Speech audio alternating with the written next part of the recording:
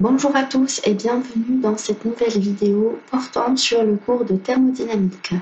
Avec vous, Dr Alfi Roumaïssa, enseignante-chercheuse à l'Université de Béjaïa. Aujourd'hui, je vais vous présenter une partie du chapitre 1 du cours de thermodynamique destiné aux étudiants en première année en sciences et technologies. Nous allons voir ensemble les notions fondamentales ainsi que les concepts de base de la thermodynamique. Pour cela, j'ai opté pour le plan suivant. Je vais commencer par une introduction, ensuite je vais donner une définition d'un système thermodynamique et citer les différents types de systèmes qui existent, puis j'expliquerai ce que sont les variables thermodynamiques ainsi que les transformations thermodynamiques, et enfin je termine avec quelques notions sur les gaz parfaits. La thermodynamique est composée de deux termes, à savoir thermo et dynamique, qui désignent respectivement chaleur et énergie. La thermodynamique est une science qui étudie les échanges d'énergie entre les systèmes ainsi que ceux entre le système et le milieu extérieur, tout en décrivant leur évolution lors de la transformation de la matière. Cette discipline est présente dans plusieurs domaines tels que la chimie, la biologie ainsi que l'agroalimentaire. La thermodynamique est partout autour de nous.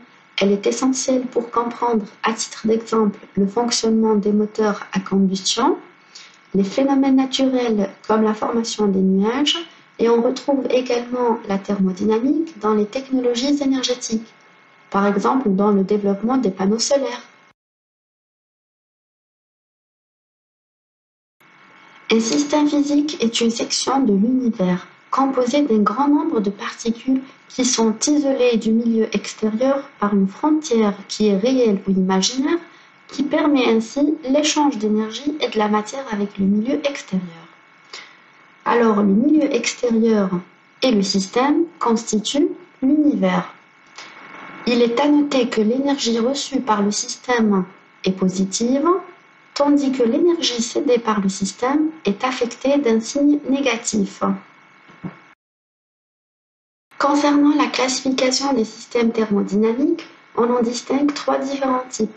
Nous avons le système isolé, qui ne permet aucun échange de matière ni d'énergie avec le milieu extérieur. Nous avons le système ouvert, qui permet l'échange de la matière et de l'énergie avec son environnement. Et nous avons le système fermé qui permet l'échange d'énergie, mais pas l'échange de matière avec le milieu extérieur. Je vais vous donner un exemple pour chaque type de système. Alors, nous avons un calorimètre qui représente le système isolé. Nous avons le corps humain qui représente le système ouvert. Et enfin, nous avons de l'eau chaude dans une casserole qui est fermée avec un couvercle pour le système fermé. L'état d'un système est défini par un nombre de grandeurs macroscopiques, appelées variables thermodynamiques ou variables d'état. On en distingue deux types. Nous avons les variables intensives qui sont indépendantes de la quantité de matière du système, telles que la température et la pression, et nous avons les variables extensives qui sont proportionnelles à la quantité de matière du système, telles que la masse et le volume. Il est à noter que le rapport de deux variables extensives est une variable intensive. À titre d'exemple, la quantité de matière et la masse volumique. Aussi, il y a une chose. L'état d'équilibre d'un système thermodynamique peut être défini par une fonction d'état. Alors, c'est quoi la fonction d'état? Elle est décrite comme étant un ensemble de variables d'état telles que la température, la pression, le volume ou bien carrément le nombre de moles. Donc, ces variables d'état, elles ne varient pas de façon indépendante les unes par rapport aux autres, mais il existe une relation qui les relie. Cette relation est appelée équation d'état. La transformation thermodynamique d'un système décrit le passage de ce dernier d'un état initial à un état final. Cette transformation s'accompagne d'une variation d'une ou de plusieurs variables d'état définissant le système. Il existe 4 transformations thermodynamiques. On a la transformation isotherme qui se fait à température constante. Nous avons la transformation isobare qui s'effectue à pression constante. La transformation isochore qui se fait à volume constant. Et enfin, on a la transformation adiabatique qui se fait sans échange de chaleur avec le milieu extérieur.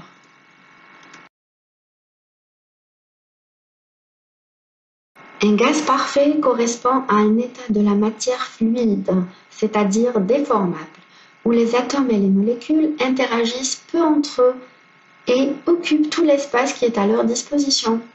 Pour appliquer la loi des gaz parfaits, il faut pouvoir complètement négliger les interactions à l'intérieur du gaz.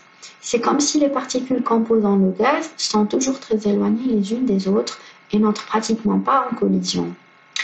Alors, concernant l'équation d'état d'un gaz parfait, elle est donnée par la relation suivante. PV est égal à nRT, où P représente la pression en pascal, V qui est le volume en mètres cubes, N c'est la quantité de matière en mol, R qui est la constante des gaz parfaits en joules par mol par Kelvin, et T représente la température en Kelvin. On arrive à la fin de la vidéo. Je vous remercie pour votre aimable attention et je vous dis à très bientôt.